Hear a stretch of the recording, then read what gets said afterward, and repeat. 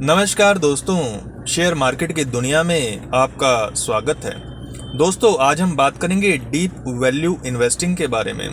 Deep value दोस्तों तब emerged होती है किसी भी सेक्टर या शेयर में जब वक्त बुरा हो। मान लीजिए फंडामेंटल्स थोड़े से कमज़ोर हो रहे हैं या सेंटिमेंट्स कमज़ोर हो रहे हैं या मार्केट में फ्लोज कमज़ोर हो रहे हैं, लोग पैसा नहीं लगा रहे, इन्वेस्टर्स बेचारे थोड़े उदास हैं और उनका मार्केट में पैसे लगाने का मन नहीं है, तो दोस्तों अमर्ज होती है डीप वैल्यू।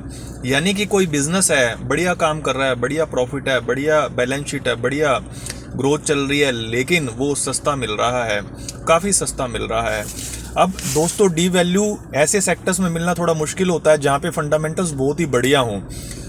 यूजुअली ऐसी चीज़ों को मार्केट आइडेंटिफाई कर लेती है जिनको कि हम ग्रोथ या क्वालिटी स्टॉक्स भी कहते हैं। डी वैल्यू दोस्तों वहाँ मिलती है जहाँ पे ठीक ठाक सा एनवायरनमेंट हो, मतलब थोड़ी बहुत एक आध दिक्कत होनी चाहिए। अब वो एक आध दिक्कत की वजह से जो क्वालिटी इन्वेस्टर्स होते हैं जिनको बेस्ट चीज़ चाहिए वो वहाँ से बाहर निकल जाते हैं, वो वहाँ पे यूजुअली नहीं आते हैं। तो कौन से लोग आते हैं? जो वैल्यू इन्वेस्टर्स होते हैं।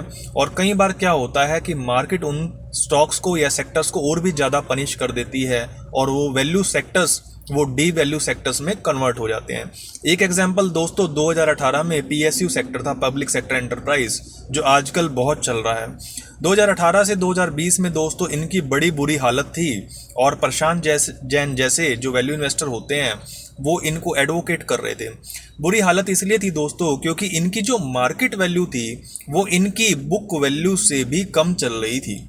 बुक वैल्यू का दोस्तों मतलब होता है भैया मेरे पास ज़मीन कितनी है, मशीनें कितनी है, प्लांट कितने हैं, मेरे बैंक में कितना पैसा रखा है, मेरी सेल्स कितनी है, मेरा ब्रांड वैल्यू क्या होना चाहिए। इन सब को मिला के कंपनी एक अपना एस्टीमेट लगाती है कि भाई मेरे पास कितने पैसे हैं, टोटल मेरी नेटवर्थ क्या है, वो बुक वैल्यू होती है। अगर आपकी नेटवर्थ से भी कम मार्केट वैल्यू, यानी शेयर मार्केट में जो पार्टिसिपेंट्स हैं वो कह रहे हैं भाई हम तो तेरे को इतना भी पैसा नहीं देंगे, तो वो दोस्तों क्या है? डी वैल्यू है। जैसे कल एक एक्सपर्ट ने बताया कि प्राइवेट बैंकिंग स्पेस में आजकल ऐसा लग रहा है कि डी वैल्यू इमर्ज हो गई है, क्योंकि 12, 13 या 14 के मतलब इतने सस्ते प्राइस टू अर्निंग मल्टीपल पे आपको प्राइवेट बैंक्स मिल रहे हैं। वो तो भैया नहीं मिल सकते, क्योंकि वो भी जमाना था जब ये 40 या 50 के प्राइस टू अर्निंग मल्टीपल पे चलते थे। कोटक बैंक खासतौर से अगर आप देखें, एचडीएफसी भी 30-35 पे चल रहा था। अब ये 12, 13, 15 के प्राइस टू इतने सस्ते मिल रहे हैं, तो वहाँ पे डी वैल्यू इमर्ज हो गई है। तो दोस्तों डी वैल्यू के लिए आपको इसी तरह से दोस्तों पावर सेक्टर हुआ करता था 2010 से 20 में। अब पावर सेक्टर में क्या था कि जो थर्मल पावर है, जो कोयले से हम बिजली बनाते हैं, उनको लेकर के लोगों को लगता था भैया ये आगे नहीं चलेगा, कोयला हमारा सीमित है, एक तरह से दोबारा से कोयले को जनरेट नहीं कर सकते, जितना धरती पे उतना ही होगा। फिर जब थर्मल पावर प्लांट से बिजली बनती है तो प्रदूषण होता है, सरकार इसके पीछे पड़ी हुई है, भाई कितना प्रदूषण करोगे, तो भैया थर्मल पावर प्लांट तो खत्म हो जाएंगे। तो नए लोगों ने थर्मल पावर प्लांट लगाने बंद कर दिए और जो भी कंपनी थी एनटीपीसी वगैरह या कोल इंडिया, इनको कोई देखता ही नहीं था। सबको लगता था भाई सोलर वाला लेंगे, अदानी पावर और ये सब जो सोलर चलाते हैं, इनकी जो सन से जो बिजली बना रहे होते हैं या टरबाइन वगैरह से बना रहते हैं, रीन्यूएबल एनर्जी पे जाएंगे। तो लोगों ने क्या करा, उसको डाउनग्रेड कर दिया थर्मल को, और थर्मल को डीप वैल्यू जोन में डाल दिया इन्वेस्टर्स ने। उन्होंने उसको प्राइस टू बुक देना ही बंद कर दिया। तो थर्मल इसी तरीके से जैसे आईसी इंजन है, आजकल हो सकता है लोग ऐसे मोटर बाइक लेना बंद कर दें, ऐसे शेयर्स लेना बंद कर दें जो कि आईसी इंजन वाली गाड़ियां बना रही हैं, जैसे मारुति वगैरह होगी। लेकिन अब इसमें क्या होगा, धीरे धीरे करके फिर दोस्तों डीप वैल्यू अमर्ज करनी शुरू हो जाती है। अब इसमें दिक्कत, इसमें रिस्क दोस्तों स्ट्रेटेजी में क्या है? मान लीजिए आप डी वैल्यू इन्वेस्टर हैं और आपको लगता है भैया देखो ये तो प्राइस टू बुक से भी सस्ता है, बहुत सस्ता है, हमें इसमें इन्वेस्ट करना चाहिए। लेकिन प्रॉब्लम ये है कि दोस्तों रिस्क तो उसमें वो वाला है ही है ना।